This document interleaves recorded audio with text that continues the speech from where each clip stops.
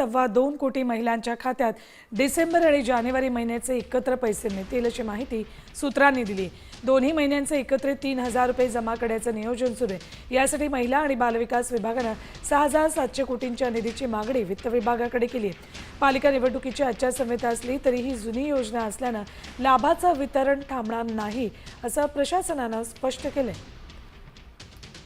ज्यांच्या पतीचं निधन झालेलं आहे किंवा वडिलांचं निधन झालेलं आहे किंवा डिवोर्स असतील म्हणजे एकल महिला असतील त्यांच्यासाठी आम्ही वेबसाईटवर एक ऑप्शनच्या संदर्भातलं एक वर्किंग करत आहोत की त्यांच्या पतीचं किंवा वडिलांचं जर निधन झालं असेल तर त्यांचं डेथ सर्टिफिकेट किंवा डिवोर्स झाला असेल तर ते डिवोर्सचे पेपर्स अपलोड करण्याच्या दृष्टिकोनातून हे आम्ही तिथं ऑप्शन्स तयार करत आहोत।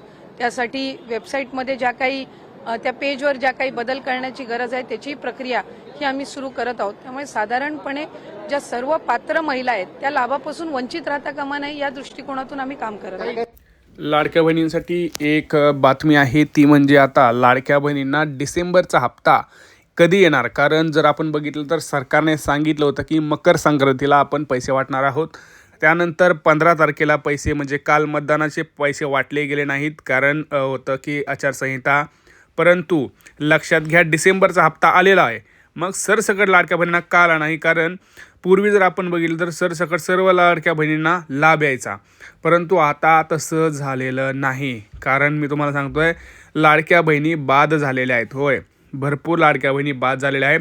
पण डिसेंबरचा हप्ता आता येणार का? मग कोणाला येणार, कधी येणार आणि त्यासाठी तुम्हाला काय करावं लागणार हे महत्त्वाचं मी तुम्हाला ह्या व्हिडिओमध्ये सांगणार आहे। कारण पूर्वी जर आपण पाहिलं तर नोव्हेंबरच्या अगोदर सरसकट सर्व लाडक्या बहिणींना पैसे येत होते, बरोबर। नोव्हेंबरमध्ये काही लाडक्या बहिणींना पैसे आले नाहीत, परत डिसेंबरचा हप्ता काही लाडक्या बहिणींना आला नाहीत। आता याचे मुख्य कारण काय आहेत? मग आज पुन्हा वाटप सुरू होणार का हे बघणार आहोत आपण।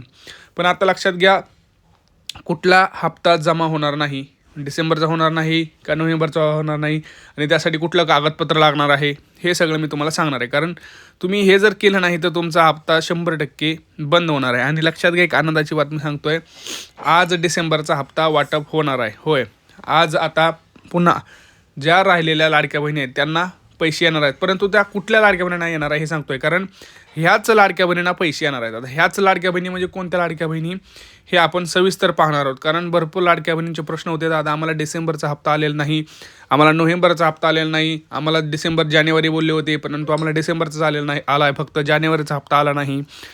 पण लक्षात घ्या आता या कागदपत्राशिवाय तुम्हाला कुठलाही हप्ता जमा होणार नाही। आता ते काय करावं लागणार आहे हे मी तुम्हाला सांगतोय। बघा लाडक्या बहिणींवरती 4 नियम तर ऑलरेडी लागू होतेच, बरोबर, त्याची अंमलबजावणी होती, परंतु आता ही अंमलबजावणी थोडी कडक करण्यात आलेली आहे। होय, कारण सरकारच्या कुठंतरी लक्षात आलं की आता लाडक्या बहिणी ज्या बोगस लाडक्या बहिणी आहेत त्या जास्त लाभ घेत आहेत, ज्या सरकारी नोकरीला आहेत, ज्यांच्याकडे 4 चाकी गाडी आहे, ह्यांना या लाडक्या बहिणींना गरज नाही असं सरकारनं सांगितलं। ज्या खऱ्याच गरजू लाडक्या बहिणी त्यांना हप्ते गेले पाहिजेत, परंतु होतंय सध्या उलटंच। सरसकट सर्व लाडक्या बहिणींना पैसे यायचे सोडून त्याच लाडक्या बहिणींना मिळत आहेत ज्यांच्याकडे सगळं काही आहे आणि ज्या खरंच नियमात बसत आहेत त्यांना पैसे येत नाहीत। तर आता ह्या नव्या नियमानुसारच आता पैशाचं वितरण होणार आहे। आजपासून अशा लाडक्या बहिणींना पैसे मिळणार आहेत ज्यांच्याकडे 4 चाकी नाही, ज्यांच्याकडे कुठल्याही इतर योजनेचा पैसा नाही, ज्यांच्याकडे कोणीही सरकारी योजनेमध्ये कामाला नाही। त्यामुळं ज्या लाडक्या बहिणी या नियमात बसतील अशा लाडक्या बहिणींना 100% पैसे मिळणार आहेत, ह्याची लक्षात घ्यायचे तुम्हाला। आता तुम्ही म्हणाल दादा मग आज हप्ते येणार आहेत का? होय, तर आज आपल्याला पाहायला मिळणार आहे डिसेंबरचा हप्ता। आपल्याला जो डिसेंबरचा दुसरा टप्पा राहिलेला आहे त्याच्यामध्ये भरपूर लाडक्या बहिणी राहिल्या आहेत त्यांना पैसे मिळणार आहेत, परंतु तुम्हाला अंगणवाडी सेवकाकडं एक जे कागदपत्र आहे ते जमा करावं लागणार आहे। ते कोणतं आहे मी तुम्हाला सांगतो आहे, लक्षात घ्या।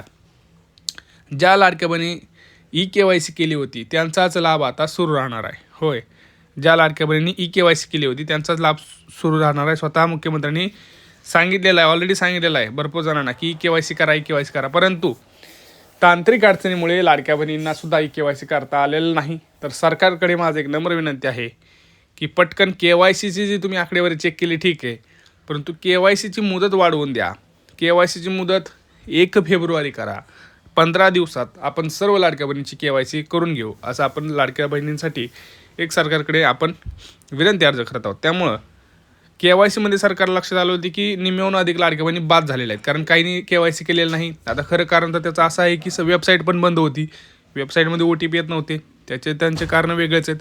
तर सरकारने कुठेतरी लक्षात घेतलं पाहिजे. आणि बघा आता जे डिसेंबरचे हप्ते आलेत, ज्यांनी KYC केले होत्या त्यांना हप्ते आलेले आहेत, आणि काहींना तर KYC केली आहे तरी पण हप्ते आलेले नाहीत. त्यामुळं होत आहे काय, KYC केली तर तुमचं सगळं चेक केलं जातं की तुम्ही उत्पन्न किती आहे, काय आहे, आणि त्यातून मग तुम्हाला बाद केलं जातं आहे. तसंच त्यांनी एक अर्जंट सूचना सुद्धा दिली होती की KYC करून घ्या, परंतु वेबसाईटमध्ये असल्यामुळे ह्या काही गोष्टी झालेल्या नाहीत. तर सरकारला एक विनंती आहे की KYCची मुदत वाढवून द्या.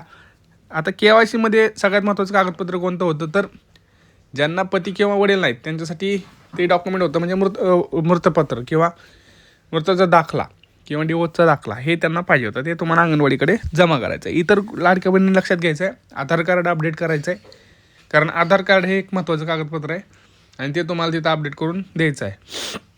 आता हे जे कागदपत्र मी तुम्हाला सांगितलं ते तुम्हाला देणं खूप महत्त्वाचं आहे. आता मला तुम्ही सांगायचं आहे तुमचा जिल्हा कोणता आहे, तुम्हाला डिसेंबरचा हप्ता आलेला आहे का, तुमची बँक कोणती आहे, तुमची KYC झालेली आहे का, ही KYC मध्ये तुम्हाला काय प्रॉब्लेम आहेत का. बघा, जोपर्यंत तुम्ही सांगणार नाहीत की ही KYC मध्ये प्रॉब्लेम आहेत, तोपर्यंत आपण सरकारकडे मागणी करू शकत नाही. त्यामुळं तुम्हाला कुठल्या इश्यू आलेले आहेत ही KYC करताना पटापटा सांगा. सगळ्यांनी कमेंट करा. तुमचं रेशन कार्ड KYC करून घ्या, आधार कार्ड पॅन कार्ड लिंक करून घ्या. भरपूर जणांनी आज केलेलं नाही, आधार कार्ड पॅन कार्ड लिंक केलेलं नाही.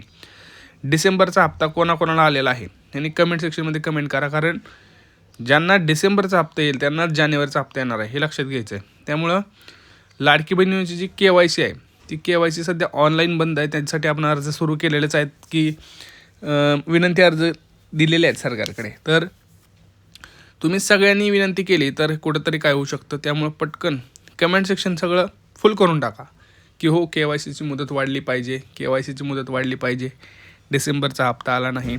जोपर्यंत तुम्ही लोक सांगणार नाही तोपर्यंत सरकारपर्यंत माहिती पोहोचणार नाही. एका व्यक्तीच्या बोलण्यानं काही गोष्टी बदलत नसतात. त्यामुळं लाडक्या बहिणींनो, जर तुम्हाला इथून पुढे कंटिन्यू जर हप्ते पाहिजे असतील तर तुम्हाला कमेंट्स करणं गरजेचं आहे, कारण तुमच्या कमेंट्सनं कळणार आहे की तुम्हाला हप्ते येत आहेत का, तुम्हाला काय कुठली अडचण आहे का. मग त्यानुसार आपण विनंती अर्ज हे आपल्या तिन्ही भावांकडे करणार आहोत, आणि त्यानुसार आपल्याला KYC वाढवा याची मागणीसुद्धा आपण सरकारकडे करत आहोत.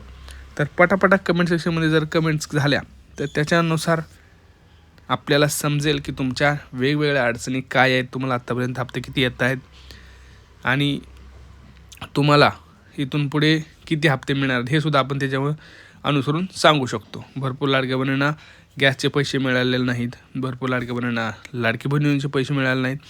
तर ह्या सगळ्या गोष्टींवरती आपण काम करत आहोत. त्यामुळे चॅनलला सबस्क्राईब करा, हा व्हिडिओ जास्तीत जास्त लाडक्या बहिणींपर्यंत शेअर करा. भेटूया पुढच्या व्हिडिओमध्ये. तोपर्यंत जय महाराष्ट्र मित्रांनो.